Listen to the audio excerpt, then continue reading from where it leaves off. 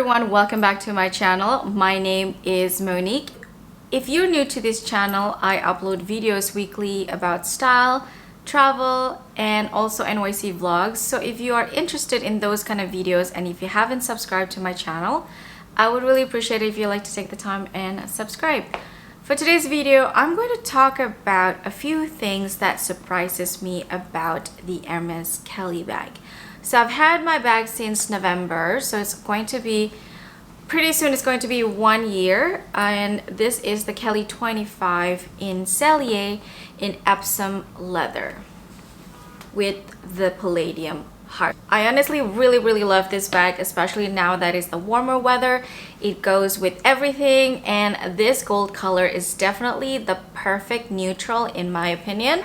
Although the noir is #1 on my list, I am so happy that I have my gold bag because the Hermes gold is definitely such a classic, and you can have one bag from Hermes in the color gold. I highly recommend it. I've had this bag for more than 6 months now, and I always try to carry this bag at least once in a month. I don't really put a pressure on myself to have to carry it all the time to get my cost per wear, because for me with the Hermes Kelly or Birkin, it's about the long game. I want to have this bag for for the rest of my life if possible, if not at least 20-30 years in the future. I don't really have to carry it every day.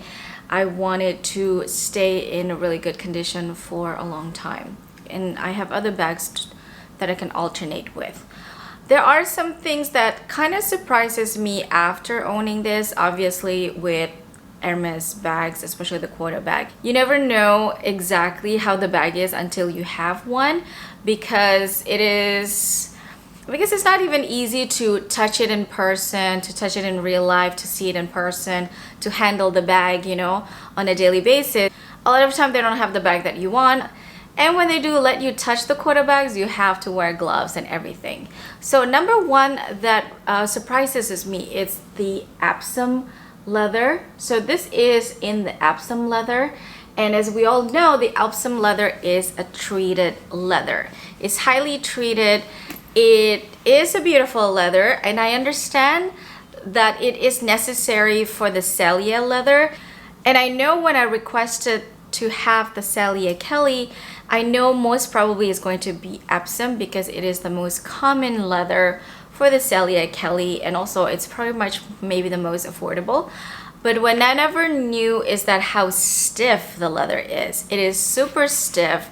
My Birkin is in the Togo leather and is very supple, soft and supple, and it smells wonderful. My first impression when I unboxed this bag is that it did not smell as strong as the Togo in terms of that really beautiful leather smell when you unbox a Birkin. When you unbox an Hermes bag, it's well known that the leather is so beautiful, it smells wonderful. I didn't really experience that when I unboxed the Kelly in Epsom, maybe because it is a highly treated leather, and it is also, in my opinion, much lighter than the Togo. Granted, my Birkin Togo is in a bigger size, in a size 30, but it is quite heavy compared to the Epsom. So I do appreciate the fact that it is lighter, but I kind of wish that it is more supple in the touch. I mean, it's still beautiful. It is obviously still the best quality of leather possible, but because this is a highly treated leather, it is very stiff, and it doesn't smell as amazing and doesn't feel as amazing as the Togo, in my opinion. That's why I think if I ever get another quarter bag from Hermes, I would really avoid the Epsom leather. I think having one Epsom bag in my life is enough. #2 that surprises me about the Hermes Kelly, in particular the Hermes Kelly in gold with the contrast stitching. Contrast stitching means the stitching of the bag is in another color that shows the contrast between the leather and the stitching. So it's not tonal stitching. Other colors in Hermes would use the tonal stitching, which means the color of the thread will be the same color as the leather. So in terms of the color gold and a tube and a few other colors, I think maybe the blue jean or the new blue jean, it's going to be contrast stitching, which I think is very beautiful. It is perfect for the color. What really surprised me is that when I unbox it, is that how it can be quite imperfect in terms of the stitching, but I think it also has to do with the fact that how Epsom leather is really stiff. When I inspected the bag as I unboxed it, I was really surprised to see how irregular the stitching in the back is. As you can see, you could definitely tell that it was stitched by hand, and it is a little bit like it's not a straight line, it's not a perfect straight line, but it is understandable because this leather, again, it is so stiff. But when I first saw it with my own eyes for the very first time, because I've never had a Kelly Celia before, and the contrast stitching was really just highlighting the fact that, you know, it was a little, you know, it's not as straight. I was really surprised. I'm like, oh my god, did they give me like an imperfect bag? Is it supposed to be like this? And I went on to reseller websites specifically for the bags, for the Epsom bags in Cellier, and I looked at their pictures, and I would say all of them have the same style of stitching. So my conclusion is it's just because the leather is very stiff, and as you know, the settle stitch is all done by hand, therefore imperfections are bound to happen.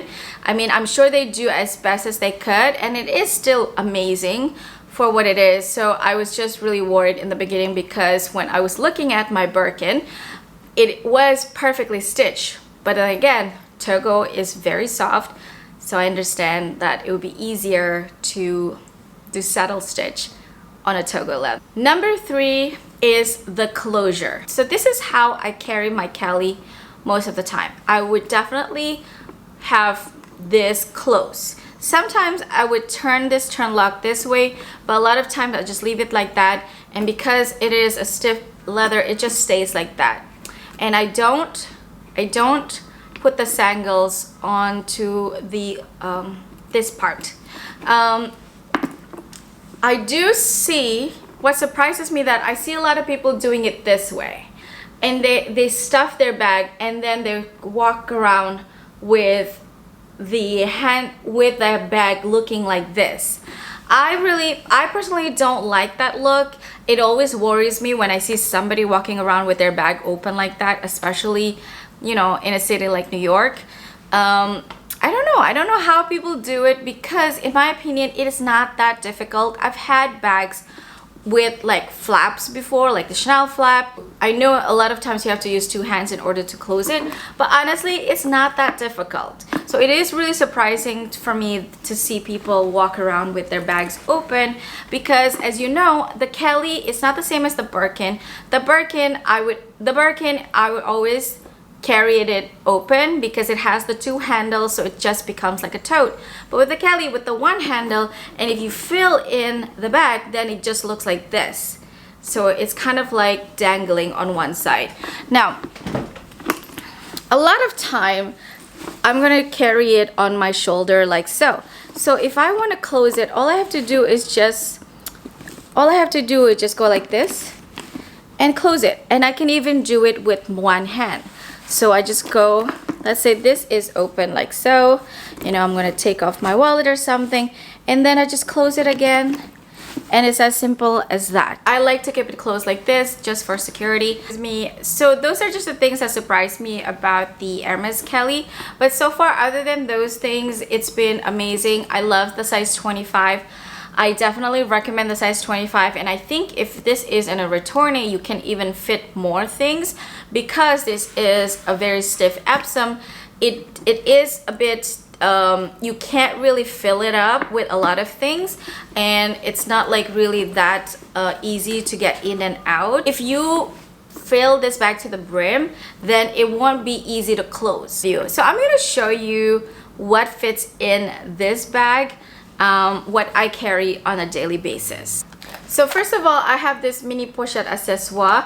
I usually carry a pouch when I carry my Kelly, either this or like a fabric pouch. It's just for my perfume, sanitizer, my lipstick, my AirPod, just because I don't want the perfume or the lipstick or the sanitizer to spill in my bag. So I would just carry things with like that are liquid or has color inside a pouch. So I'm going to put it inside here.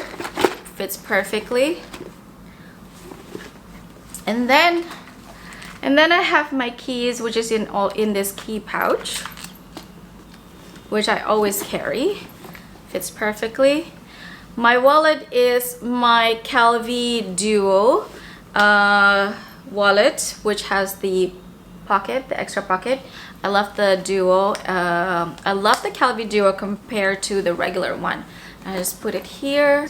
There is a zipper compartment inside. I don't really use that part because it's already a flap bag. I feel like I don't really need, maybe like if I want to put my jewelry or something in there, I would, but yeah, I don't really use that part.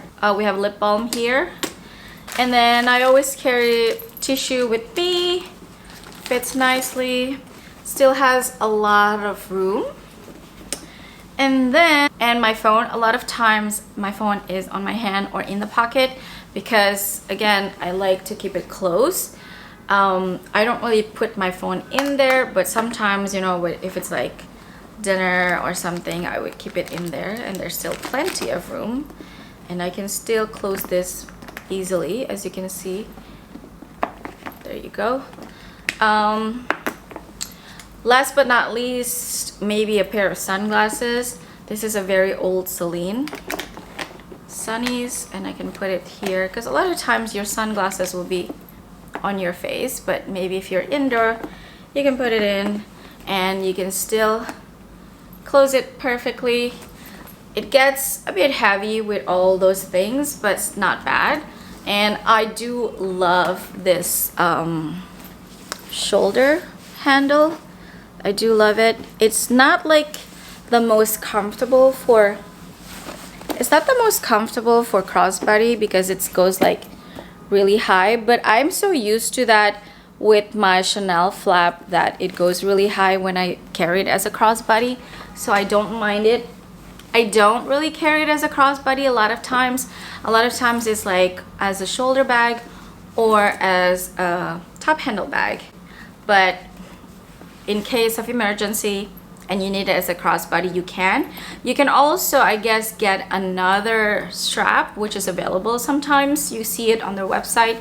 You can ask your SA. I was thinking about that, but maybe in my mind, instead of that, maybe I'll get an Evelyn in the future, and I will be able to use the strap from the Evelyn on my Kelly.